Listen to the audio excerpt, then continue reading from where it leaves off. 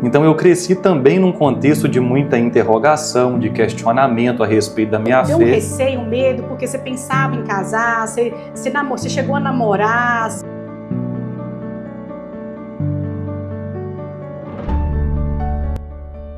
Bom, gente, meu nome é Sara Brito, eu sou filha espiritual do Padre Fernando e conversando com ele esses dias, eu falei, gente, como seria interessante ele falar um pouco mais sobre ele, sobre o percurso dele, né, em se tornar sacerdote, e a gente fazer esse bate-papo, não é um podcast, mas fazer esse bate-papo para que vocês conheçam um pouco mais. Então, se você tem curiosidade em saber mais sobre esse percurso, essa vocação, saber um pouco mais sobre o Padre Fernando, fica nesse vídeo e confere. Então, Padre Fernando, conta pra gente um pouco sobre sua trajetória, quem era o Fernando antes de se tornar sacerdote. Então, a palavra está com você. Muito bem, primeiro dizer que é uma alegria estar com você aqui, Sara, com todos que podem estar nos acompanhando. E assim, a minha infância eu acho que foi uma infância normal, né, como qualquer criança. Eu nasci num contexto católico, os meus pais são católicos, muitos membros da minha família são católicos, mas eu não sei se vocês já ouviram falar de uma espécie de catolicismo de IBGE, né? De banco de igreja. São pessoas que têm o costume de ir à missa alguns domingos, mas se tiver um churrasco na ocasião também, deixam de ir à missa. Se tiver alguma festa, preferem a festa. Então eu cresci um pouco nesse ambiente de cultura católica, eu fiz a minha catequese. Mas você também era esse católico? Também era. É até engraçado você perguntar isso, porque eu não sei, eu acho que por uma graça de Deus, desde criança eu percebia um certo interesse da minha parte por algumas questões religiosas, mas acho que isso em grande medida também se deve ao fato de que a minha família, por mais que tenham católicos, ela é muito dividida entre protestantes e católicos. Então eu cresci também num contexto de muita interrogação, de questionamento a respeito da minha fé, o que me forçou a procurar entender um pouco mais. Então, eu acho que desde criança eu tinha uma certa predisposição para a religião, para a fé, mas ao mesmo tempo não é que eu levava nada muito a sério. Eu ia no ritmo que os meus pais conduziam, que os meus familiares viviam, e era mais ou menos essa a minha vida. E nesse percurso, né, junto com a sua família, em vez de você, com essas dúvidas, com esses questionamentos, em vez de você só afastar, você teve intenção de se aprofundar na fé? Isso com quantos anos? Como que surgiu isso? Isso daí é meio... Eu acho que é milagre mesmo, porque foi justamente na época da minha adolescência, né, quando eu estava já no ensino médio, pensando no que eu procuraria para o meu futuro em termos de trabalho, profissão. Com quantos anos? 16, 17? Por volta dos 15 anos, eu já comecei a me interrogar um pouco mais. E esse ambiente de escola sempre favoreceu muito o questionamento, e boa parte da convivência dos meus colegas de sala era muito marcada por discussões, né? Quem conhece a região do Vale do Aço aqui também sabe que é uma região muito evangélica, muito protestante, então as interrogações eram constantes.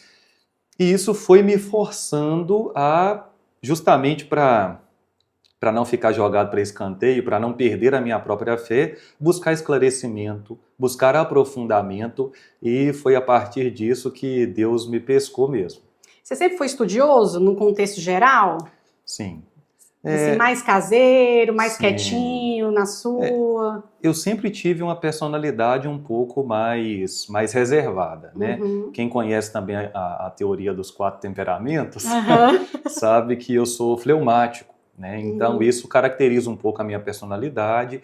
Então eu sempre fui um pouco mais reservado, mas dentro daquilo que era a normalidade de um adolescente, né? Saía com os meus colegas, mas nunca fui assim muito baderneiro, coisa assim. Então assim, a sua infância, a adolescência não foi marcada por um jovem rebelde que não quer estudar, que não quer... Então assim, você sempre teve essa predisposição a se aprofundar em assuntos importantes também na sua vida, né? Sim. Igual você falou de escolher qual emprego. Então, quando você estava nesse questionamento, você escolheu assim um emprego? O que você seria? O que você pensava em ser? Isso também eu tenho muita gratidão aos meus pais por isso, porque esses valores, essa percepção de que a gente tem que se importar com o que realmente vale a pena, isso foi plantado no meu coração pelos meus pais. Então, o encaminhamento da própria vida, como que eu iria ser um adulto responsável, amadurecido, e eu acho que no rio dessas preocupações pessoais entrou a questão religiosa. Uhum. Com a questão da escola, né, eu sempre busquei levar a sério e nesse processo todo, já com alguma interrogação a respeito do que talvez Deus esperaria para mim, qual era a profissão que eu iria abraçar, eu cheguei a fazer um curso técnico, comecei a iniciar, na verdade, um curso técnico em segurança do trabalho. Mas quando você iniciou esse curso, você já estava em dúvida em relação ao Já, sacerdócio? né, na verdade, retrocedendo um pouco, eu trabalhei numa lanchonete, Uhum. né, e depois eu consegui um curso técnico gratuito pelo Senai, Olha. né, e comecei a fazer o meu primeiro período em segurança do trabalho, aí já 16 para 17 anos. É, nessa altura do campeonato, sim, eu já estava bastante interessado pela questão religiosa, porque, Sara, você sabe muito bem disso, né? Quando a gente começa a se aprofundar nas coisas de Deus, na vida de fé, entender realmente a beleza da fé cristã e católica, é um universo maravilhoso, que encanta, que arrebata o coração. Então eu sentia já desde esse momento uma inclinação para as coisas de Deus, mas eu ainda não queria assim apostar muito que poderia ser em uma consagração de vida. Então Você ficava, estava estudando também assuntos da igreja, nesse meio sim, termo de 14, 15 anos ali, você já estava sim, estudando sobre a igreja, decidindo o que fazer da vida, se ia trabalhar em quê, uhum, mas com um questionamento é. ali sobre entrar na igreja, o que fazer na Sim. igreja. Simultaneamente ao desejo profissional estava nascendo realmente um desejo de servir mais a E Deus. você servia nesse período? Você fazia alguma coisa na igreja? Nesse período eu comecei a ajudar na minha paróquia, eu sou natural da paróquia Cristo Rei, no bairro Veneza, centro de Patinga, e eu comecei a ajudar como catequista, durante um tempo fui coroinha também na comunidade, Nessa idade já? nesse meio tempo, Você já era 16 catequista, anos, então, nessa já era idade? catequista junto com a minha tia. Ah, legal. Graças a Deus. Então, fui me aprofundando e fui sentindo cada vez Você mais o falou que fez desejo. coroinha? Fui coroinha um Ah, então tempo. você serviu ao altar então ali. Sim, ajudei sim. Ah, Uhum. então talvez também despertou algo, né? Também deve ter colaborado, Isso pode fazer certamente. diferença, né? Hoje a gente tem os acólitos, os coroinhas servindo junto ao altar, né? Às vezes fica até mais fácil para Deus falar no coração dos jovens, né? Sim. Não é à toa que no passado o serviço do altar, né, de coroinhas e acólitos era voltado apenas para homens, porque era uma seara mesmo, um local onde muitas vocações floresciam. E certamente, no meu caso, isso pode ter ajudado mesmo. Entendi. E quando você estava nesse processo de decisão, de estudo, servindo a igreja, quando parou para pensar assim, nossa, então eu acho que eu estou inclinado ao sacerdócio, eu estou Sim. pensando em ver isso e tal. Deu um receio, um medo, porque você pensava em casar, você chegou a namorar, Uhum. como que pensava sobre isso? É. Porque hoje a gente sabe que o padre, no Ocidente, né, Uhum. a igreja, ela preza pelo celibato. Então, Sim. como que isso era na sua Sim. cabeça? Essa faixa etária de 15 aos 17 anos foi uma mistura de muita coisa, né? Uhum. Então, era a interrogação profissional, era a questão religiosa. Eu sempre tive o desejo de ter família, né? Eu não cheguei a namorar assim muito sério, não. Tive poucos casinhos assim muito rápidos na escola, mas como foi tudo nesse contexto, nesse turbilhão do aprofundamento da questão religiosa também, foi algo que eu percebi que realmente interiormente eu já estava meio dividido. Uhum. Então foi a partir daí que, nesse processo de aprofundamento, que eu fui tomando contato também com a vida de outros sacerdotes, né, o testemunho dos padres santos na história da igreja, né, São João Maria Vianney, o Santo Padre Pio de Pietrelcina, e isso eu acho que Deus foi realmente gritando dentro de mim. Então foi chegando um tempo onde para mim as coisas estavam ficando mais claras, eu estava ainda um pouco receoso de falar sobre isso com a minha família, Mas teve um dia, né, que eu falei, não, eu tenho que... É isso mesmo, já É, eu- estava quase impossível de você é, permanecer. quem tem um chamado vocacional, uma consagração de vida, sabe como é isso, né? Se nós ficarmos negando o chamado que Deus nos faz, se a gente ficar fingindo que Deus não está chamando, fica sempre um incômodo, algo corroendo ali por dentro. A gente até pode dizer não para Deus, Uhum. mas algum grau de insatisfação sempre vai ficar instalado ali. Então, teve o dia que realmente eu decidi, não, eu tenho que pelo menos discernir um pouco melhor, talvez fazer um processo de Uhum. acompanhamento com os responsáveis para ver se eu tenho realmente chamado a isso. Então foi aí que eu parei um dia para conversar com os meus pais, né? Como E que foi? meus pais assustaram um pouco porque eu nunca fui assim de parar e falar, pai, mãe, tem que conversar uma coisa séria com vocês aqui, Aham. né? E nesse dia eu fiz isso, né? Meu pai estava fazendo as coisas dele em casa, minha mãe também, e eu os chamei para conversar na Tremer sala, na base. tremendos, tentando escolher as palavras, né? Mas graças a Deus eu falei com os meus pais, eles desde o princípio me deram um apoio muito grande nesse processo. Eu vi E que você é filho ficaram, único, né? sou filho único.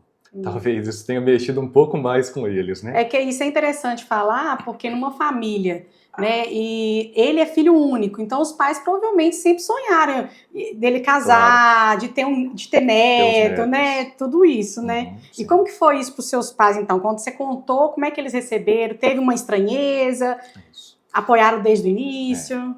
É engraçado que o meu pai eu percebi que ele tomou um choque um pouco maior, mas nada assim no sentido de reprovação, de não dar o apoio dele.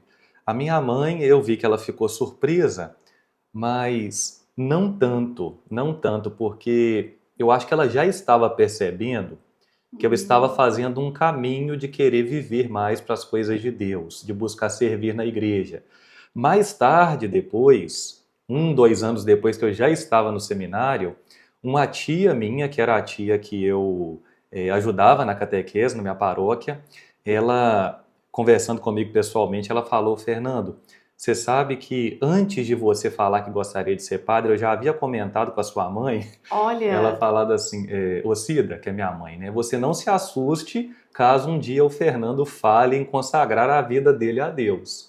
Porque então, a forma como eu vejo ele falando das coisas de Deus lá no contexto da catequese é uma coisa tipo assim, tem um comovente. amor, uma Sim, profundidade ali, né? sim. Então Ela ela percebeu isso. mencionou isso com a Às vezes minha ela mãe. percebeu até antes de você, Eu acho que né? sim, eu acho que sim.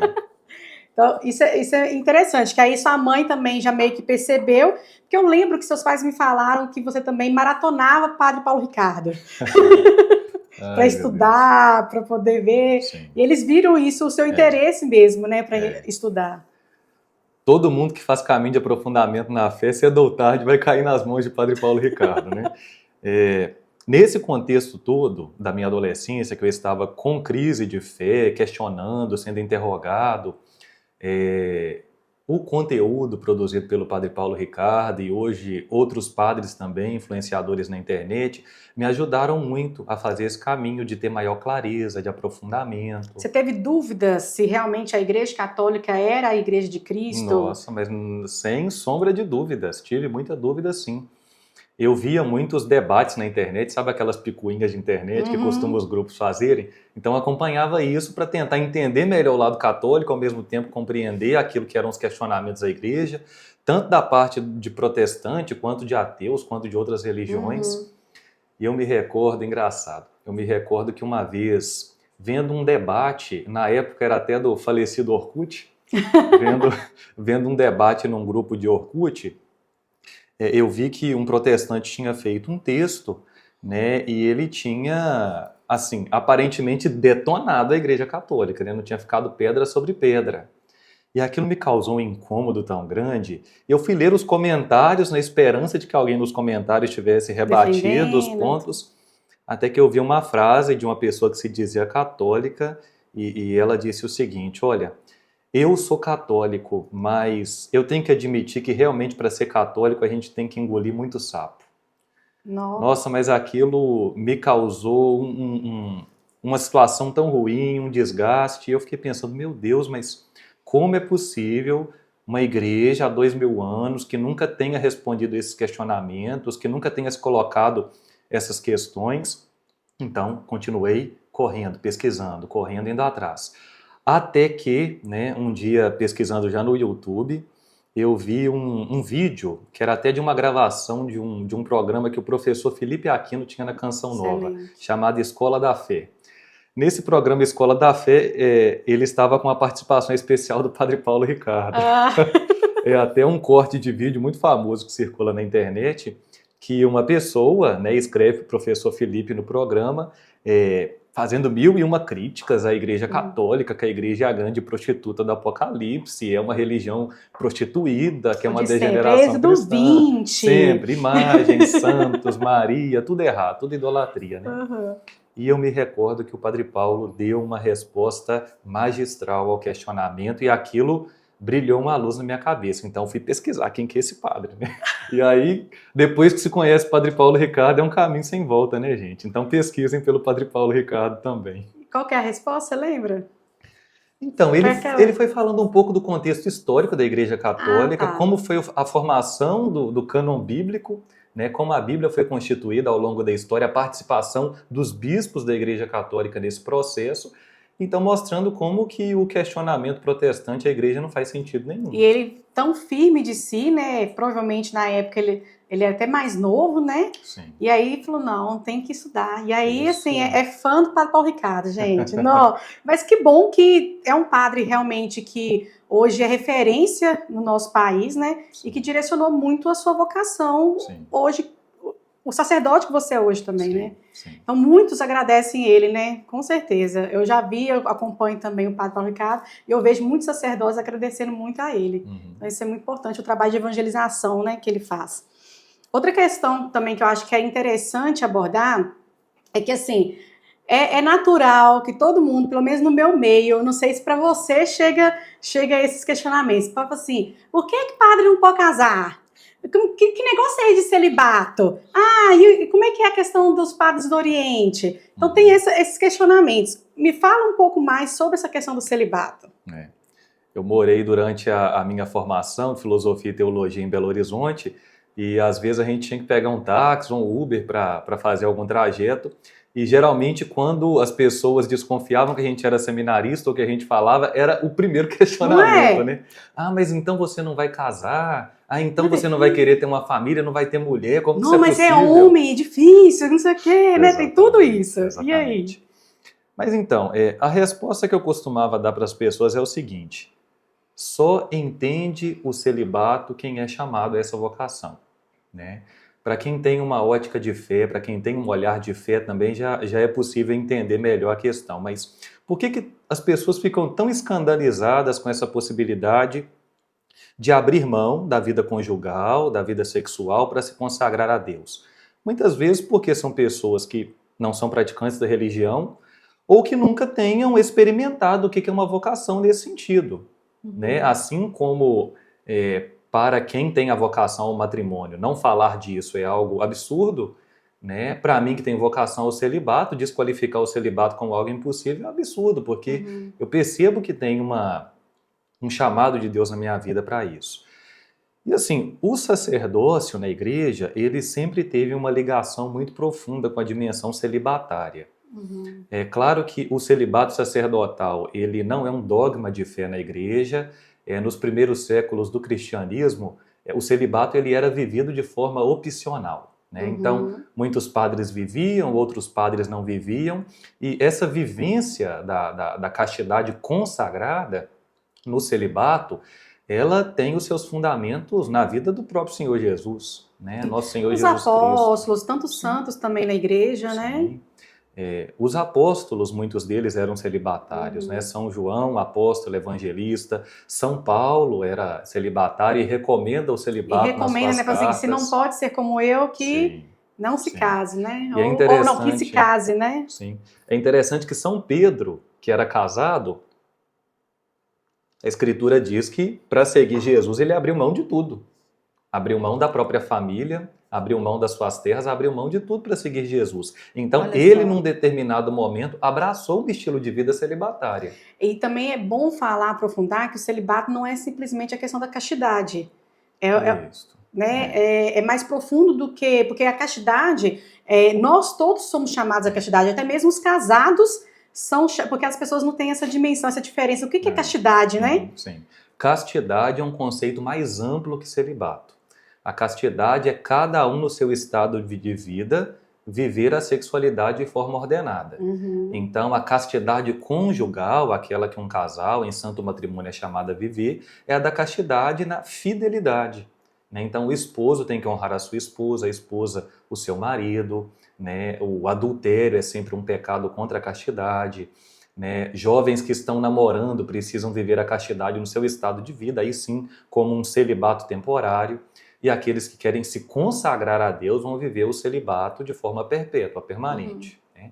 Que é muito mais, Sara, é importante a gente falar isso, muito mais do que um abdicar da sexualidade. Na verdade, isso é a dimensão negativa do celibato, não ter uma esposa, não ter vida conjugal, mas o celibato ele tem muito mais de positivo do que de negativo. Por quê que a igreja, num determinado momento da história, viu a necessidade de apresentar o celibato obrigatório para os padres?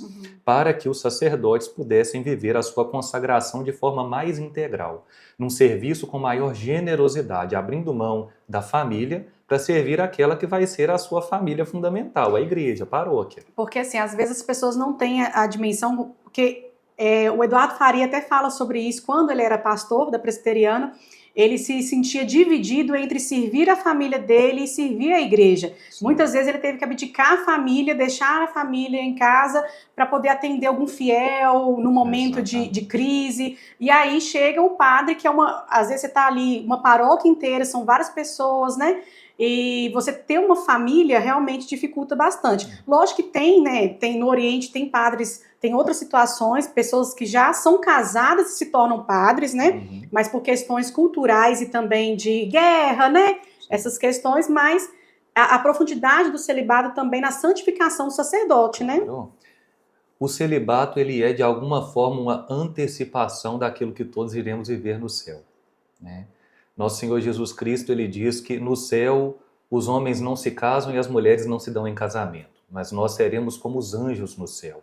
Então, de alguma forma, o celibato, ele é a presentificação desse mistério já no mundo. Ao mesmo tempo que o matrimônio também, porque o matrimônio aponta para o matrimônio celeste, né? A união de Cristo com a sua igreja. Então, são realidades que têm que ser vistas, têm que ser enxergadas aos olhos da fé. Que as pessoas também criticam ou perguntam muito, aí fica proibindo o padre casar, tem polêmicas envolvendo isso, com certeza, mas tipo assim, são desordens que independente de ser padre ou não, tem desordens, né? E isso cabe cada um trabalhar isso com fé e foco em Deus, né? As pessoas... O que você está falando é que muitas pessoas elas associam certos problemas que existem na igreja, escândalos que acontecem na igreja com o celibato. Isso. O que é uma falácia sem tamanho, né? Porque os maiores casos, por exemplo, a dar o exemplo da pedofilia, né? Que é uma miséria que infelizmente existe na igreja mesmo. Os índices mais alarmantes de casos de pedofilia que nós temos são dentro das famílias. E às vezes de parentes muito próximos, né? Pais, tios... Pessoas muito bem casadas. É isso que eu falo, é uma desordem que não é do padre, é uma desordem da nossa sociedade como um todo. Sim. Né? Aí são questões que cada um tem que trabalhar para resolver em qualquer circunstância que esteja. Seja casado, seja consagrado. Igual uma pessoa casada que comete adultério, o padre que vai lá e tem uma vida dupla. É a mesma situação de desordem, independente da situação, se é padre, se não é, né? E aí é um trabalho a se fazer, cada um com Deus, né? Aí é o caminho de santificação que cada um tem que fazer, né? E aí, nesse percurso do seminário, conta um pouquinho como é que foi. Você teve dúvida, você quis sair, bateu desespero, como é que foi? Porque são quantos anos de seminário? Olha, nós fazemos um total de 9 anos de acompanhamento na equipe de formação. Né? Dentro desses 9 anos está compreendido um ano que a gente chama de propedêutico, que é um primeiro ano realmente, em Itabira, né? No caso da nossa diocese, e depois nós vamos morar em Belo Horizonte, onde nós fazemos 3 anos de filosofia, 4 anos de teologia, e depois a gente mora por um tempo numa paróquia fazendo uma experiência de síntese pastoral. Né?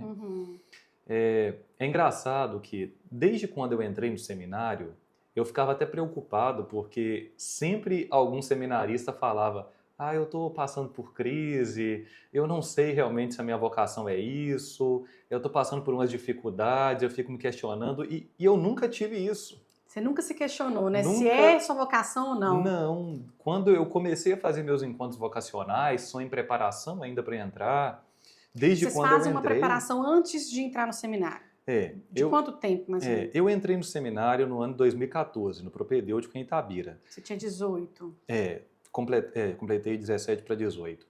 E no ano de 2013 eu fiz os chamados encontros vocacionais, que é um encontro por mês para a gente ter contato com os padres responsáveis da equipe de formação, com o bispo da diocese.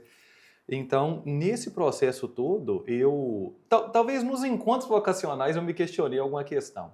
Mas depois que eu entrei no seminário, eu nunca tive uma crise em relação assim a pensar realmente em sair do seminário, a pensar que eu talvez não Não tinha sei a vocação. vocação. Como todo mundo, a gente tem momentos de alto e baixo, né? Uhum. Você está passando por alguma tribulação na sua família, Desânimo, um naturalmente, desânimo, né? cansaço, mas nada assim que me fizesse repensar a vocação. Graças a Deus e até hoje também nunca me coloquei essa questão, não. Ah, isso é muito bom, né? Então, o aprofundamento. E você, no seminário, você teve estudos também? Você pegava, estudava fora, tipo assim, os vídeos do Padre Paulo Ricardo? Porque você não se limitou apenas ao que era entregue também. Você se Isso. aprofundou sempre. Como é que foi isso? É, é, isso é muito importante na vida do seminarista, de não se satisfazer com o salário mínimo, né? Digamos Uhum, assim, com aquilo que você vai receber da universidade, até porque algumas questões são um pouco questionáveis, né? uhum. Mas você fazer um caminho de autoformação também. Buscar outras bibliografias, buscar posicionamentos diferentes, né? As pessoas acham que, pelo fato de a gente fazer teologia, tudo é muito dogmático. Mas, na Hum. verdade, na teologia há muita discussão, há muitas opiniões, há muitas contribuições e, às vezes, são posicionamentos conflitantes.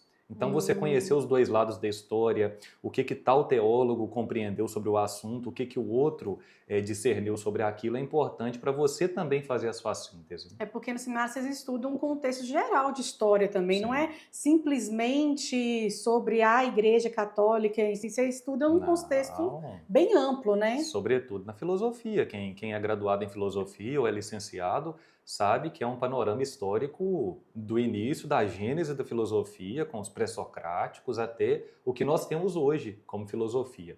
Então você passa dentro de um contexto de pessoas crentes e não crentes, né? de cristãos e anticristãos. E na teologia também, você tem um panorama histórico a respeito do desenvolvimento da teologia, o desenvolvimento do dogma, né? Então isso é importante. Porque, igual qualquer outra profissão, você está na faculdade, 5 anos, gente, para aprender uma profissão é pouco, né? Igual o médico. O médico, ele estuda muito tempo também, eu acho que são 7 anos, quase 8 anos, não Uhum. sei, e ainda tem mais aprofundamento. E mesmo depois de você ser sacerdote, hoje você já é ordenado, você continua estudando. É. Isso é eu Isso sou arquiteta, continuo para sempre, a vida inteira. A gente não perfeitamente. sabe, nunca a gente vai saber tudo, né? Perfeitamente. Se você quer se aprofundar cada vez mais e apresentar algo de qualidade em vista do bem dos outros, no nosso caso, em vista da salvação das almas, você tem que estar crescendo cada vez mais no conhecimento para ser pastor realmente, né, junto Uhum, aos fiéis. Então é uma formação permanente, né? Isso não é, tem fim. com certeza. E agora você tem 9. 29 Vou anos, completar gente. 30. Muito novo, né? Não parece, não, mas, Parece um pouco mais. mas assim, depois, quanto tempo já se passou então? Já foram uns 11 anos, né? Então, 12 anos, né? Eu Do... entrei 17 para 18. Ah, tá. 11 anos, 12 12 anos. anos aí. Então, já tem 1 ano e pouco que você foi É, ordenado, né? isso mesmo. E como que está sendo agora, hoje? Então, a gente discutiu sobre o seminário, sobre a questão dos seus pais, desse percurso. E hoje, você como sacerdote, como que está sendo? É tudo isso que você imaginava? É mais? Como que Deus tem falado ao seu coração? Como é que está essa vocação? Sara, na verdade, é muito mais do que eu imaginava. O mistério da vida consagrada a Deus, do sacerdócio vivido numa busca sincera por Deus, é algo que ultrapassa muito aquilo que a gente pode especular. Quando você está só no campo da teoria, você já vê a beleza, mas na vivência é algo realmente sublime. Você saber que em diversos momentos da sua vida, do seu ministério, você está atualizando a presença de Cristo, a ação de Cristo no meio dos fiéis. Você está sendo sinal de Cristo no meio dos fiéis. É apacentar realmente, é fazer a função de pastor em nome de Cristo. A minha tristeza é apenas de ainda não conseguir corresponder como eu gostaria de corresponder, porque como eu falei, eu sempre me espelhei muito na vida dos santos. Então, olhar para a vida dos grandes sacerdotes da história da igreja, o cura de Ars, aqui no Brasil mesmo, Padre Anchieta, tantos sacerdotes cheios da graça de Padre Deus, Pio. Padre Pio, são testemunhos, são vidas que nos envergonham.